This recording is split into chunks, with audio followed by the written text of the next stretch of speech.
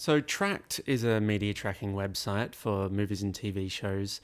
It's been around 15 years now, I think, and I've used it a long time, something like 12 years, a very long time. Actually, I found here a blog post from 2013 I made about Trakt back when this was its logo, and I described it as a magnificent website, which I highly recommend. That's not the case at the moment because things have been a bit weird. Now, Trakt has always had this impression, for me and a lot of others, that it's kind of the friendly media tracker, you know? They've got no ties to any big corporation. It started off as like a passion project, but it's become a little bit more than that over the years. And in terms of tracking your TV shows and movies that you watch, Trakt has been, for a long time, one of the major best options out there. It's kind of this and Letterboxd. And Letterboxd has focused on movies, so hasn't had TV shows, though it sounds like that's coming soon to Letterboxd. But now here we are in this place all of a sudden where many of Trakt's most loyal users are really pretty upset with the service and how it's being run. And it's been a crazy few weeks over there on their forums with like just many posts all over their forums and on the Trakt Reddit.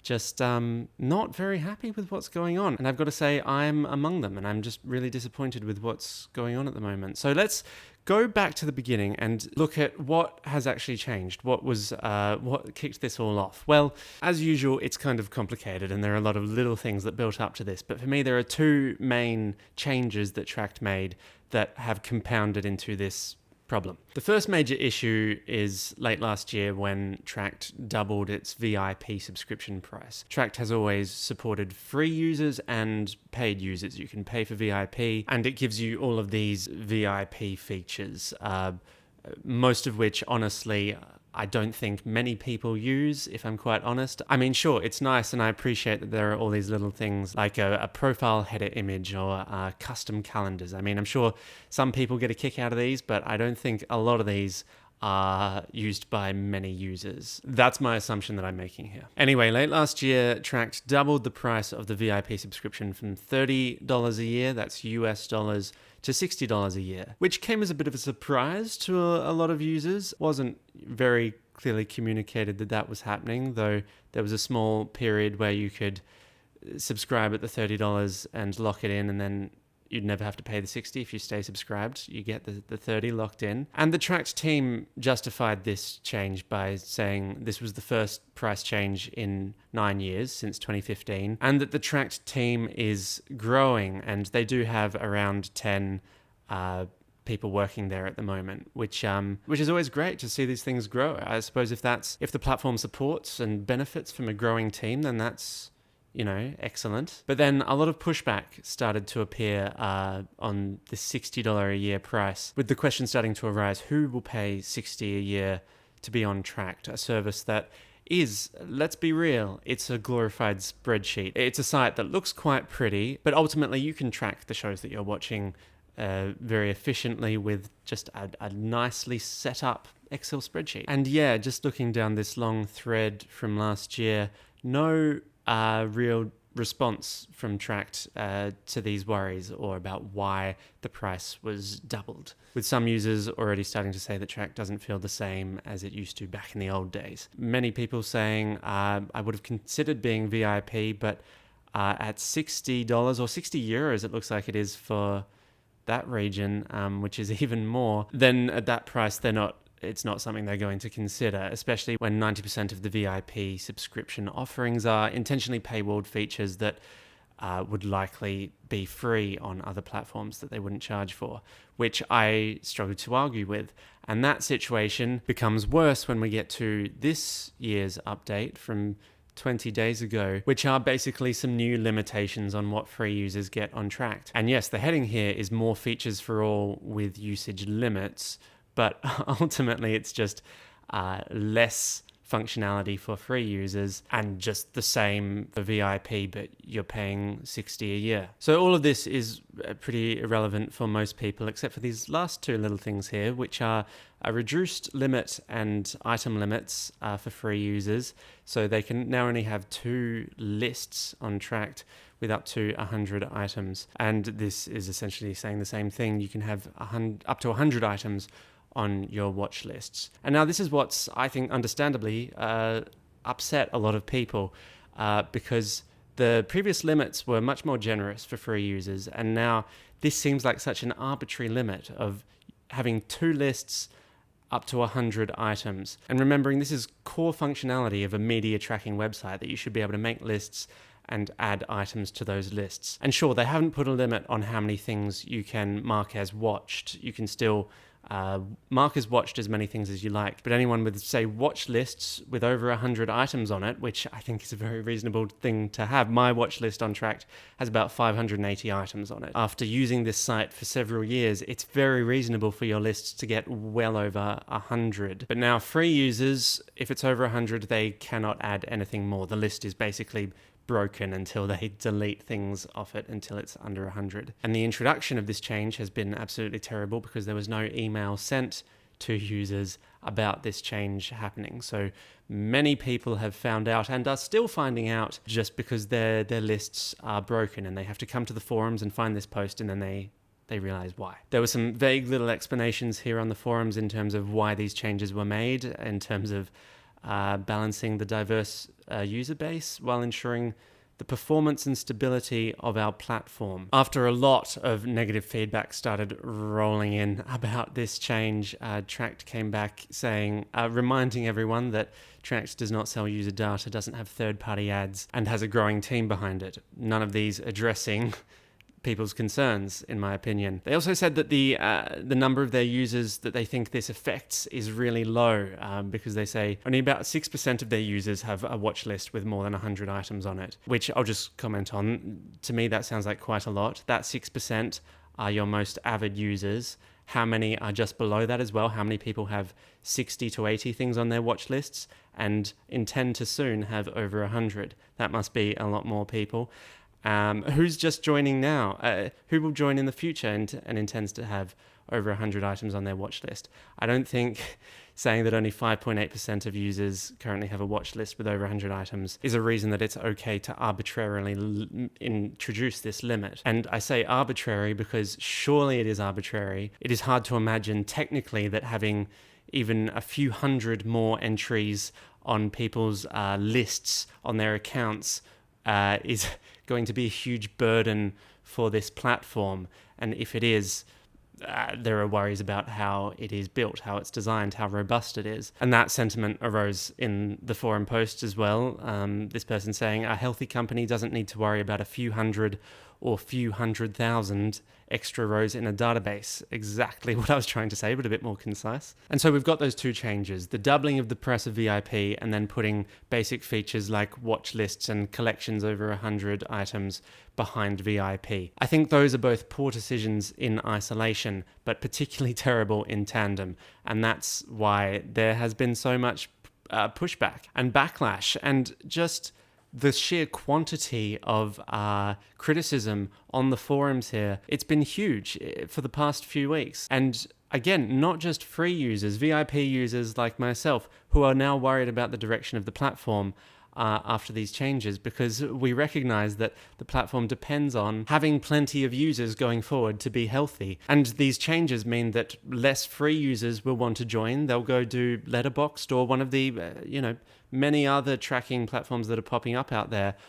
And then even if they do become a free user, they are much less likely to ever want to become VIP. I've only seen a handful of users in the mix trying to defend these changes, saying everyone should have subscribed when it was $30 a year and locked in that price, and it's their own fault for not doing so at the time, which is nonsense, egotistical internet gobbledygook, which I can't be bothered going into. And unfortunately, Trakt decided to, once that thread was super long, lock that thread down because it veered off topic, and then another one was opened, and then they said, sorry about locking it down. Here's their product manager trying to steer the conversation into the fact that we're all here because we love shows and movies. Let's keep the vibes positive and constructive.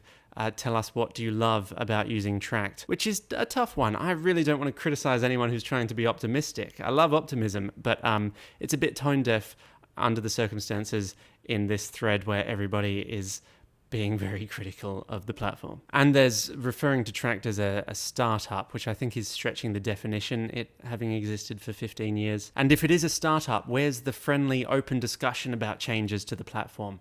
That's non-existent here.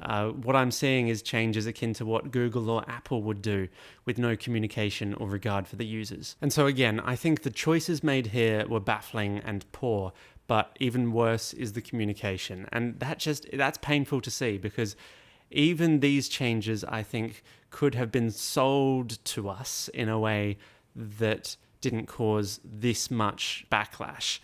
With the right messaging, you could keep the $60 a year and convince me that it's a good thing to do. It's all about genuine communication, genuine open communication about what it is that you're building and why it's all going to be worth it. Like in gaming terms, if anyone else follows the MMO Ashes of Creation, which is this big open development game, it has made many blunders along the way. They've made many choices that I think were a bit dodgy or a bit wrong or a bit of a bad choice. But the guy leading that company, Stephen Sharif, he every time consistently talks about what they're making so openly and directly, being upfront and clear about what the project is, what its goals are, and why they're making certain decisions, that even then, if you disagree with a decision, you can only be so pissed off at it because you understand why it's all happening, and it's all in the pursuit of a particular goal that we can understand. Which brings me to the larger point of all of this, which I think is summarized by the headline of this Reddit post, among many Reddit posts that have been discussing this issue. What's the long-term strategy here? Because Trakt have sort of tried to say, this price increase in things are so that they can build more cool things for the future. But what is that? Because over the many years, over a decade that I've used Trakt, nothing about the way I use it has changed that much. There have been some website redesigns.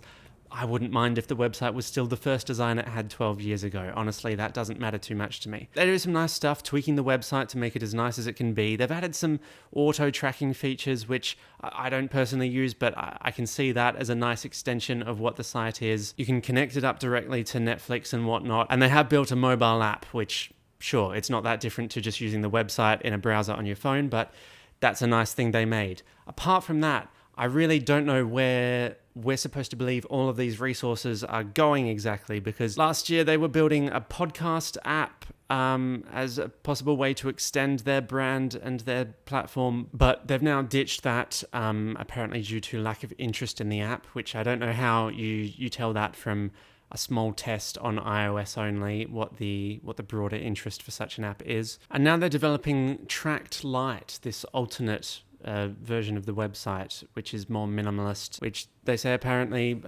people were wanting. I don't know why. I don't know what that's all about. I don't know why we'd want it. So that all just builds this confused picture of the future of Trakt for me. And all of this together is just killing my appreciation for this platform I thought was pretty cool. And I hope I'm wrong. I hope that, Trakt, they have the numbers and they can see on their end that making these changes is increasing their revenue across the board, that they're having enough users at the $60 a year price that it's good for them financially. But honestly, even if it's good right now, temporarily, my gut says, and all of the evidence of all of these people across the forums and Reddit complaining, it tells me that none of this will grow the site more effectively. There are many VIPs saying they're leaving, and at this stage, it looks like I'm going to be one of them, hopefully looking for a self-hosted tool after this, because that's the world we live in. And when this all happened, I fully expected some kind of detailed response from Trakt within a day or two, but it's now been weeks of this, and there's been no satisfying response, which is more damning than anything. And it's all just a shame and frustrating, because Trakt is lucky, and I don't know if they appreciate this, but Trakt is so lucky to have so many users who care this much, to make so many posts on the forums. Many of them, like me, paid VIP members who aren't directly affected by this, but who care about the continuance of the platform, the success of the service, and can see that the fact that so many people being negatively impacted by this is just bad news for everyone who uses Trakt. So I can see two slightly positive ways forward for Trakt. One, they could come out and describe clearly what they think they're building that's worth $60 a year. talk about some of the features that they're working on for the future, and hopefully not just a lighter, minimalist version of the website, hopefully not just an aesthetic redesign of how the website looks. Something that's substantially more than lipstick on what is essentially a glorified Excel spreadsheet. The second thing is lowering the cost of VIP, obviously, or introducing a very generous lower tier of VIP, which I could see them doing. If it was me making the decisions here, and I know I haven't seen the financials or anything like that, so I'm talking well out of my arse. But from my perspective, if you make VIP $10, $15 a year, only hire as many people as that can pay, and then really push the platform out there, build popularity, add as many users as you can, well, now you're talking. Now you've got something that people will tell their friends about. When my friends bring up their letterboxds, plural, I'm not going to be suggesting they try Trakt when these are the restrictions and the price of VIP. I'm just not going to. But even if they do all of that, at this stage, the lack of communication for weeks has disgruntled so many users that I think they're just gone. It's a bit too late to totally recover from all of this damage. And it's just a real shame because, like I said at the top, I thought Trakt has been a cool website for many years. I think it's been great competition for Letterboxd. We don't want everyone on Letterboxd. We want a little bit of healthy competition out there. And I think the role that Trakt has played out there in terms of the way it's the basis for so many third-party apps, third-party mobile apps as well, it's been really positive for years. And it just sucks so much to see all of this happen largely just because of poor communication.